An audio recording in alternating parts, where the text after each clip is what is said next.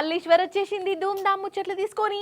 చలో పాండ్రి బరాబర్ టైంకి అయితే వచ్చేసినా. ఇక మరి ఏ మాత్రం లేట్ చేయకుండా అర్ధగంట సేపు ఈయన్నే కూర్చొని నడిమిట్ల బ్రేకులు తీసుకుంటా, షాయిలు దాక్కుంటా, డబుల్ రొట్టెలు తినుకుంటా ముచ్చట్లు చెప్పుకుందాం. నడువురి ఎన్ఎస్ఆర్ గ్రూప్ వారి ఎన్రిచ్ వాటర్ సమర్పించు ధూమ్ ధామ్ ముచ్చట్లు powered by Eshwarappa homeo clinic. ధూమ్ ధామ్ ముచ్చట్లు షురు.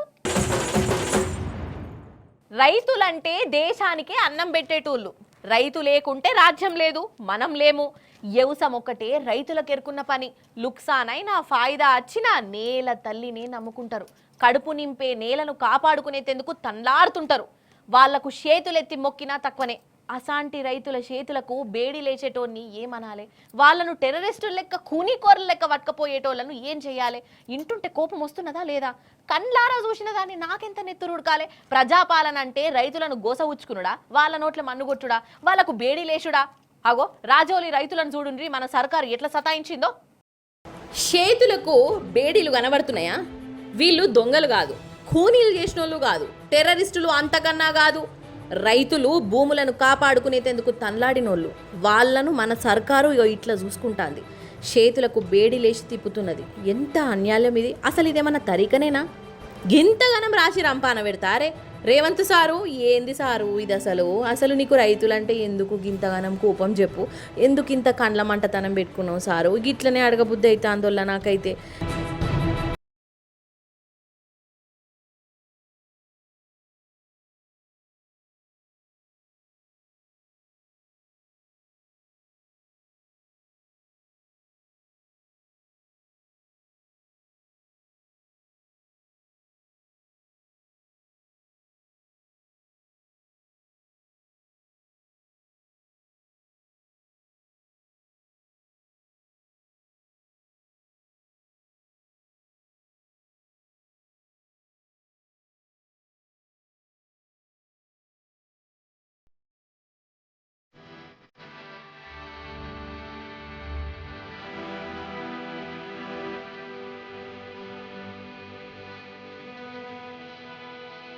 వీళ్ళు రాజోలి రైతులు. జోగులాంబ గద్వాల జిల్లా పెద్ద ధన్వాడల ఇథనాల్ కంపెనీ అద్దే అద్దు, మా ఊళ్ళను సత్యనాశ చేయొద్దు అని కొట్లాడినోళ్ళు. ఇక వీళ్ళ కొట్లాట, వీళ్ళ తన్లాట సర్కారుకు నచ్చలేదు. కేసులు పెట్టింది, జైలుకు పంపింది. ఆలంపూర్ కోర్టుకు తీసుకుపోయేటప్పుడు వీళ్ళ చేతులకు బేడీ లేచిరు. ఏంది రైతులు ఎట్లా కనబడతాండ్రు వీళ్ళ కంటికి? బేడీ లేచి రోడ్ల పొంట పట్టుకపోవుడేంది? ఇదా మార్పు తెచ్చే ప్రభుత్వం అంటే? గిదా ఇందిరమ్మ రాజ్యం అంటే?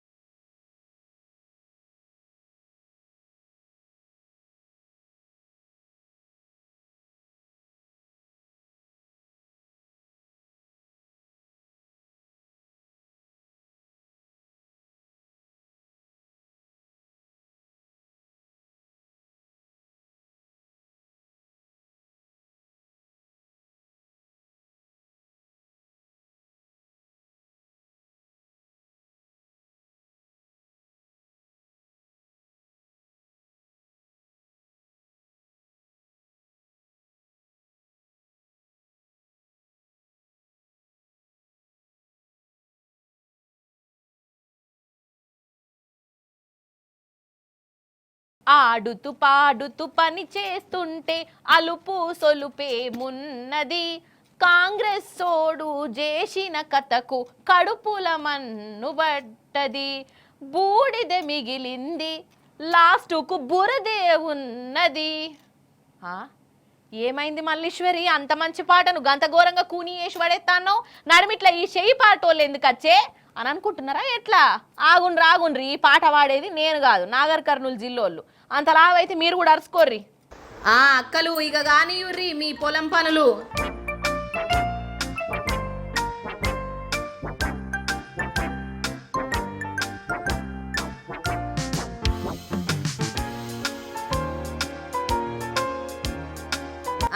ఎవరన్నా నాట్లు పొలంలో ఎత్తారు, కానీ వీళ్ళేంది రోడ్ల మీద ఎత్తాన్లు అని అంటారా? అదే మరి కాంగ్రెస్ తెచ్చిన మార్పు అంటే. మార్పు అంటే ఏం మార్పు అనుకుంటారు కదా. ఇగో రోడ్ల మీద నాట్లేసేదాకా పట్టుకొచ్చింది చెయ్యి పార్టీ. ఇగో గిట్లనే అంటుర్రి అక్కలు. మరి ఒకసారి నుండ్రి మీరు కూడా. ఎవరైనా దయచేసి మా మీద మీరు ఇది చర్య తీసుకుంటేనే మంచిది. మీరే పట్టించుకోవాలి, ఎవరు పట్టించుకునేది కాదు. వేసిర్రు మీరు రోడ్ వేసి ఇంటి సిసి రోడ్ అన్నాడు,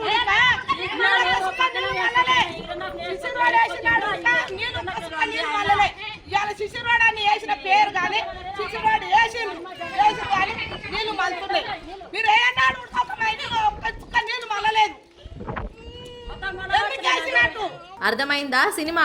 ఈ చెయ్యి పార్టీ వచ్చిన కాంచెల్లి ఒక్క ఇటుకేలట్టు జరిపింది లేదు. ఏడిదాన్నే ఉండే. గట్లుంటే ఎట్లుంటది? ఆగం చందన కాదా? ఉన్న ఇండ్లను ఊలగొడతాన్రని కమస్కమ ఊరికి రోడ్డన్నేయాలి.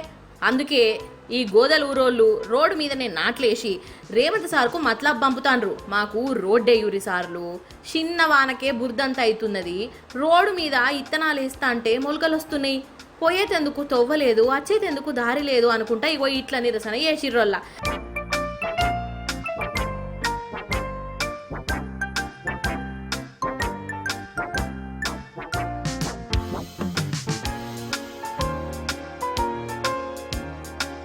ఇక్కడనే కాదు చాలా ఊర్లలో పరిస్థితికి ఇదేనట.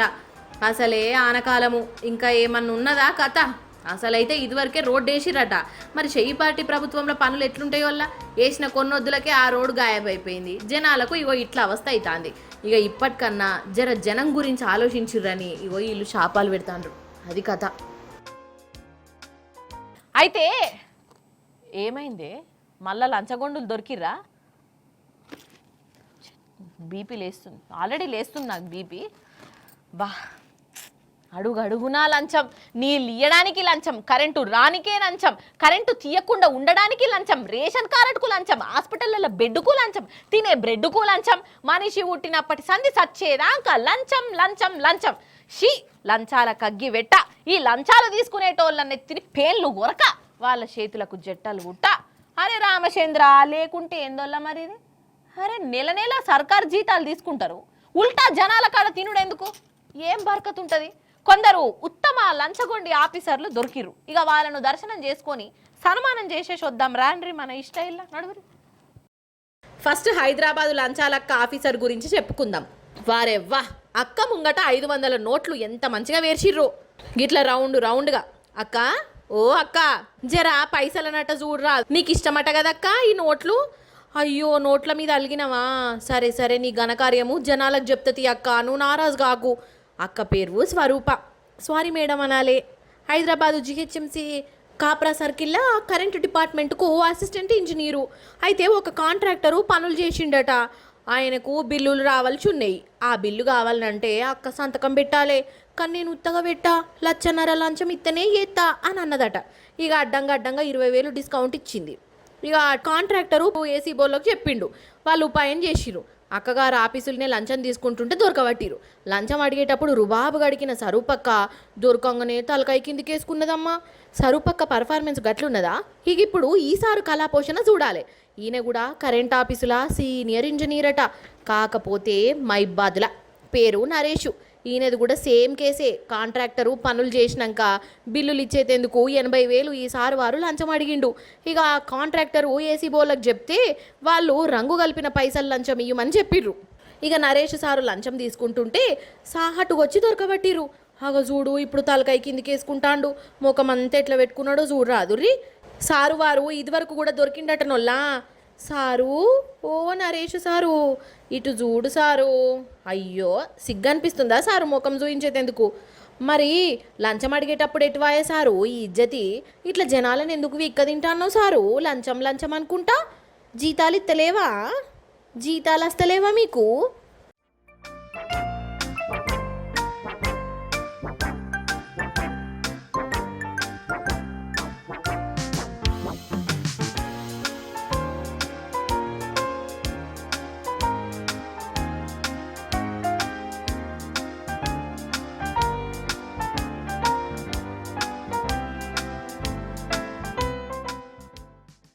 చూసిరు కదా నొల్ల, ఇగో ఇట్లా లంచగొండ ఆఫీసర్లు దినం దొరుకుతూనే ఉన్నారు, వాళ్ళు దొరుకుతూనే ఉన్నారు, తీసుకునేటోళ్ళు తీసుకుంటూనే ఉన్నారు. భయం కూడా ఉంటలేదు. దొరికితే మా అంటే సస్పెండ్ చేస్తారు కావచ్చు, మళ్ళీ వచ్చి మళ్ళీ లంచం తీసుకుంటామనే ధైర్యం కావచ్చు వీళ్ళది. అందుకే ఒక్కసారి లంచం తీసుకున్నోళ్ళు కడమోళ్ళు తీసుకోకుండా లంచం అంటేనే భయం పుట్టేటట్టు ఇంకేదన్నా చేయాలి. అంతేనా కాదా? మనసున మనసై బ్రతుకున బ్రతుకై. అయ్యో, ఏందంట ఆరోళ్ళ ఈ రాగం. అసలు ఈ కాలం ఆలుమొగల నడుమ ఉండే అనుబంధాలు, ఆప్యాయతలు, అనురాగాలు, ఇంకేముంటాయి పేర్లు? అనుబంధాలు అయిపోయింది, ఆప్యాయతలు అయిపోయింది, అనురాగాలు అయిపోయినాయి. ఇప్పుడు ఆలోచనలు, ప్రేమలు, వీటి గురించి చెప్పాలంటే మాటలు సరిపోవు, అక్షరాలు కూడా లేనే లేవు. ఇప్పుడు నిజం చెప్తా, ఆలుమొగల నడమ అదేందో నల్లా, ఒకరికొకరు అస్సలు వడుడే లేదు. ఒకరు మాట్లాడితే ఇంకొకరు ఓర్సుడే ఉంటలేదు. ఒకరు అవునంటే ఇంకొకరు కాదంటారు. ఒకరు ఈ పని చేయి అంటే నువ్వు చెప్తే ఏం చేసుడు ఏంది, నీకు అంత సీన్ ఉన్నదా అని ఇంకొకరు అనుడు. తాపకోపారి కీసులాటలు, పంచాదులు, పండ్లు కొరుక్కునుడు, గుడ్లు మిట్కరించి చూసుడు, చీపురు కట్ట బర్రేసుడు, బోళ్ళు ఎత్తేసుకునుడు, చాలా ఇండ్లలో నడిచే రామాయణమే ఇది. ఇగో ఇట్లా లొల్లులు పంచాదులు పెట్టుకునే ఆలుమొగలు మీరందరూ కూడా ఈ ముచ్చట చూడాలి, చూసి తరించాలి. గంతే, చూడురిగా. ఫస్ట్ ఈ సీన్ చూడురి, అటెనక ముచ్చట చెప్తా గానీ.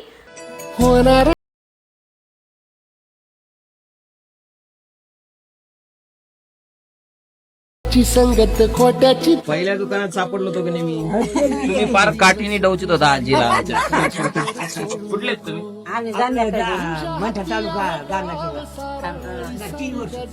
అబ్బా చూసిర్రా, తాత గొలుసు కొనిస్తుంటే ఈ అవ్వ ఎంత మురిసిపోతాందో కదా.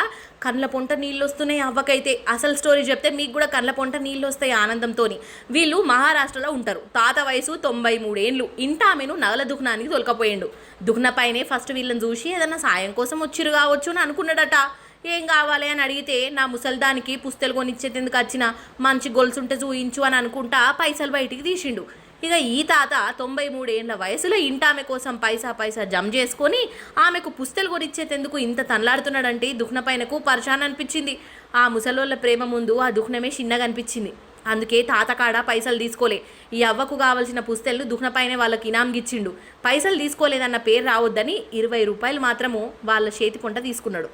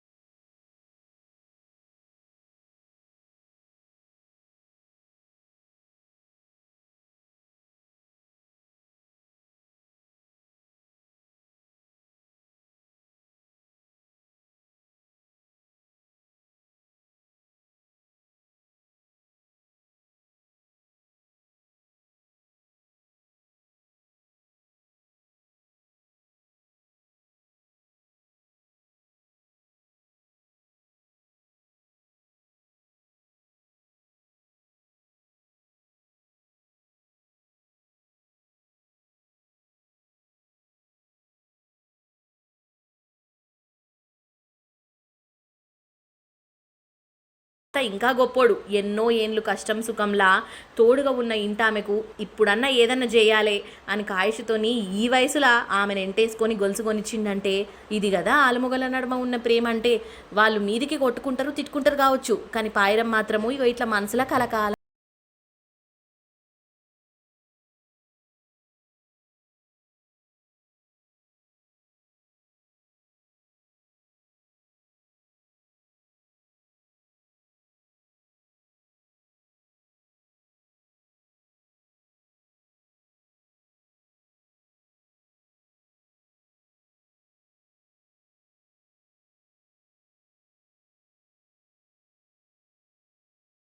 జరంత భయం అవుతుంది. ఇక మీకు అవుతుందో కాదో, నాకైతే భయమే అవుతుంది వల్ల. ఇక ఎవరి మీద ఫిర్యాదు ఇవ్వాలంటేనే వెనక ముందే అవుతాం. ఓయమ్మని ఏడికన్నా పోవచ్చేమో కానీ పోలీస్ టౌన్ గల్మది ఒక్కొద్దు అని అనుకుంటాం కదా నొల్ల. అంతేనా కాదా? ఇప్పుడు పోలీసులు ఉన్నా పోలీస్ టౌన్లు అన్నా అంత భయం మరి చాలా మందికి. పెద్దోళ్ళే గంతగానం భయపడితే ఒక చిట్టి పొట్టి చిన్నారి డైరెక్ట్ పోలీస్ టౌన్కే పోయింది. అటెన్కి ఏం చేసిందో చూడుర్రి మీరే. ఇగో ఈ బుజ్జవ్వ పోలీస్ సార్తో ఏమన్నా మాట్లాడుతున్నదా అసలు? తిప్పి కొడితే 10 ఏళ్ళు ఉంటాయో ఉండయో. 5వ తరగతి చదువుతాంది. ఈ స్కూల్ డ్రెస్ వేసుకొని డైరెక్ట్ పోలీస్ టౌన్కే వచ్చింది. అసలు ఏమైందో పోలీస్ సార్ అడుగుతాండు, ఇందాం మనం. కాదు మీ ఎందుకు వచ్చినావు ఇప్పుడు? ఎందుకు వచ్చినావు మా సార్ కాడికి? విషయం చెప్పు. ఇప్పుడు ఎన్నో క్లాస్ నువ్వు? అవునా? అమ్మ అడిగింది. అమ్మను ఎవరైనా కొట్టినారా? నాన్నను కొట్టినారా?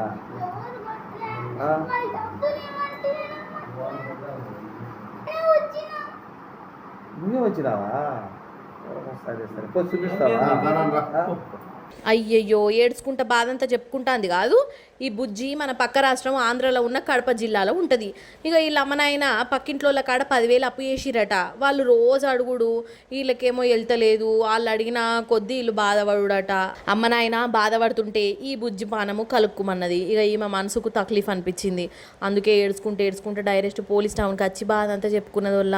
మా పక్కింటోళ్ళు మా అమ్మనాయనలను గోసపుచ్చుకుంటాన్రు, మస్తు ఏడుస్తాన్రు, మీరే ఏదో ఒకటి చేయాలి అని చెప్పుకున్నది. ఇక పోలీసు వాళ్ళు పాపం తీసుకొని వాళ్ళ ఇంటికి పోయి ఆ బాధ ఓడగొట్టిర్రు. కానీ పెద్దోళ్ళే పోలీస్ టౌన్కి పోయేందుకు వెనక ముందు అవుతుంటారు. మనకెందుకు వచ్చిన పీకులాట అనుకుంటారు. అసాంటిది ఇంత చిన్న బుజ్జి చేసిన పనికి తారీఫ్ చేయవలసిందే అందరం. వీళ్ళ దౌడలు దగ్గర వడ, వాళ్ళ చేతులు ఇరిగిపోను, వాళ్ళ కళ్ళల్లో కారం గొట్ట, వాళ్ళ నోట్ల మన్ను పోయి, వాళ్ళ చిన్న పేగులు చితికిపోను, పెద్ద పేగులు పాడుగాను, వాళ్ళ నాలుకకు కురుపులు పుట్ట, వాళ్ళ చెవులకు దద్దులు రాను, వాళ్ళ చెంపలకు బొడుసులు పుట్ట. అమ్మా ఇంకేమైనా ఉన్నాయా? తిట్లు చెప్పుర్రే, తిడతా. ఏమైంది మళ్ళీ ఈశ్వరి అంతగానం తిడుతున్నావు? ఇంతకు ఎవరిని కొంపదీసి చెయ్యి పార్టీ లీడర్లనా నానేరు మీరు? నేను గా లీడర్లను ఎందుకు తిడతాను వల్ల? అగర్సే వాళ్ళ మీద కోపం వచ్చినా పేర్లు వాళ్ళకి మరీ చెప్తా మీకు. చెయ్యి పార్టీ లీడర్లను కాదు నేను అనేది. దొంగలనొల్ల వాళ్ళ మీద అంతగానం ఎందుకు బీపీ లేచిందంటే నాకు ఈ ముచ్చట చూడుర్రి, మీకు గుళ్ళేస్తుంది. అయ్యయ్యో పాపం ఈ తాత పూరాగా నల్ల పూసైపోయింది కదా. ఏమైంది తాత? అవ్వేది? అగ్గరు అవ్వనైతే ఏడుతాంది. ఓ పెద్దవా, ఏందవ్వా ఏమాయ్? నీ అవస్థ ఏంది? పాపం నోట మాటత్తలేదు అవ్వకు. ఆగో పొట్లంలోనైతే మట్టి పట్టుకుని వచ్చింది. వీళ్ళు ఇప్పుడు చెప్పేటట్టు లేరు కానీ డైరెక్ట్ పోలీస్ సార్ని అడుగుదాం. సార్ ఏంది సార్ ఇదంతా? పాపం పెద్ద మనుషులు ఎందుకు గంతగనం రంది పెట్టుకున్నారు? అమ్మకంటి గ్రామానికి చెందిన రాజవ్వ అనే 55 నుంచి 60 సంవత్సరాల మహిళను మోసం చేసి 3 వ్యక్తులు ఆమె మెడలో ఉన్న బంగారు గొలుసును కాజేయడం జరిగింది.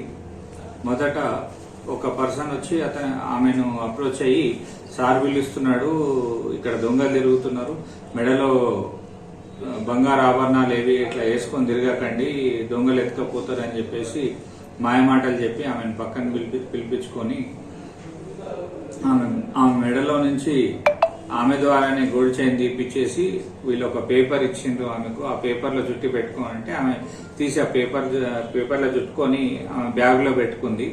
ఇట్లా కాదమ్మా నేను మంచిగా జుట్టిస్తా అంటే మళ్ళీ ఆమె అమాయకంగా తీసి అతనికి ఇస్తే ఆ గోల్డ్ చైన్ ఉన్న ప్యాకెట్ ఆయన తీసుకొని వేరే మట్టితో ఉన్న పాకెట్ ని ఆమె బ్యాగ్ లో పెట్టి వాళ్ళు అక్కడి నుంచి వెళ్లిపోవడం జరిగింది.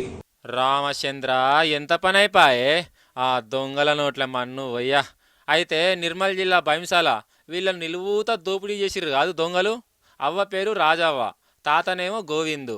అంబకంటి ఊరు నుంచి బైన్సాకు ఒక పేరంటానికి అత్తుంటే నడిమిట్లా 3 ఆపిర్రు. మేము ఆఫీసర్లం, ఈడ దొంగలు బాగా తిరుగుతుర్రు, అసలే ఈ ఊర్లో బంగారం వేసుకొని తిరగద్దు, మేము పొట్లం కట్టిస్తాం ఇయ్యుర్రి అన్నారట. ఇక వాళ్ళు ఎప్పుడుతోని వీళ్ళు నమ్మిర్రు. సరే సార్ పొట్లం కట్టిర్రి మా బంగారానని వాళ్ళ చేతిలో పెట్టిర్రు. ఇక ఆ దొంగలు పొట్లం కట్టినట్టు చేసి వాళ్ళ జేబులో ఉన్న మట్టి పొట్లాన్ని ఈ ముసలుళ్ళ చేతిలో పెట్టిర్రు. ఇక కొంత దూరం పోయినాక పొట్లం తెరితే ఏమున్నది, ఇగో మట్టి కనబడ్డది. పాపం లవ్వో దివ్వో కొట్టుకున్నాడు వీళ్ళ వంతైంది కాదా మరి. దొంగలు బంగారం ఎత్తుకపోయిర్రంటే మనసుకి ఎంత బాధ అనిపిస్తుందోళ్ళ. అయినా ఎవరిని పడితే వాళ్ళని నమ్ముడేనా? వీళ్ళదేం తప్పు ఉంటుంది పటుర్రి, అందరు మంచోళ్ళే మన మంచిగా చెప్తారని అనుకున్నారు. కానీ ఈ జమానా గట్లున్నదా? ముంచే జమానాయే. ఎన్ఎస్ఆర్ గ్రూప్ వారి ఎన్రిచ్ వాటర్ సమర్పించు ధూమ్ధామ్ ముచ్చట్లు powered by Eshwarappa homeo clinic. ఇవన్నట్టు లయాలిటీ ముచ్చట్లు మళ్ళీ రేపు వచ్చేటప్పుడు ఇంకిన్ని ముచ్చట్లతోని కలుస్తా. అప్పటిదాకా మీరైతే చూస్తూనే ఉండు టీ న్యూస్. నేను ఉంటా మరి. నమస్తే, టాటా.